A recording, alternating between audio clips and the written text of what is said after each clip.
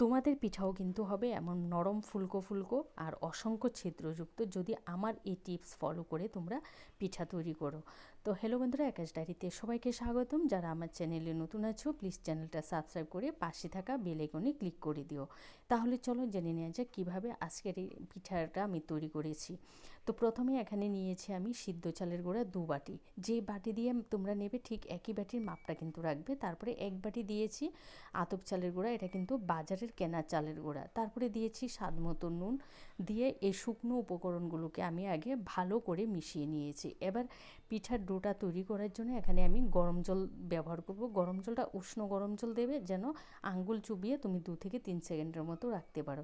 তো এভাবে গরম জল অল্প অল্প দিয়ে দিয়ে আমি 5 থেকে 6 মিনিটের মতো ব্যাটাটাকে ফেটিয়ে নেব। ব্যাটাটা যত ফেটাবে ততই কিন্তু তোমার পিঠা নরম আর ফুলকো ফুলকো হবে।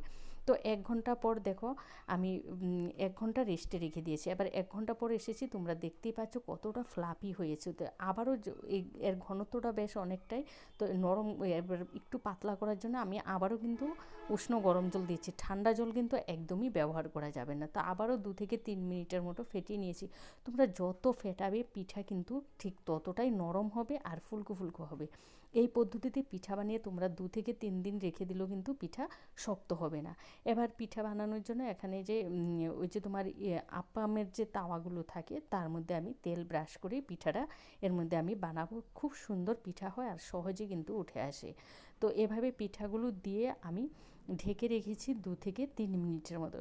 3 মিনিট ঘড়ি ধরে তোমরা এই পিঠাটা দিয়ে বানাবে, দেখবে খুব সুন্দর হবে আর একদম অল্প আছে কিন্তু তোমরা এইভাবে বানিয়ে নেবে। তো দেখো এইভাবে কিন্তু আমি সমস্ত পিঠাগুলো বানিয়ে নিয়েছি, একদম সহজ পদ্ধতিতে, জলের মতো কিন্তু একদম সহজ এই পিঠাগুলো তৈরি করা। তো এভাবে আমার সমস্ত পিঠাগুলো তৈরি হয়ে গেছে আর তোমরা দেখতেই পাচ্ছ কতটা বেশ ফুলকো ফুলকো হয়েছে আর খেতেও কিন্তু দুর্দান্ত হয়। তোমরা এই পদ্ধতিটা ফলো করে যদি পিঠা তৈরি করো তোমাদের পিঠাও হবে নরম তুলতুলে আর ফুলকো ফুলকো। ভিডিওটা ভালো লাগলে লাইক কমেন্ট শেয়ার করতে ভুলো না। তোমাদের আত্মীয় স্বজন বন্ধু বান্ধবের কাছেও বেশি বেশি করে শেয়ার করে দিও। ভালো থেকো, সুস্থ থেকো, টাটা।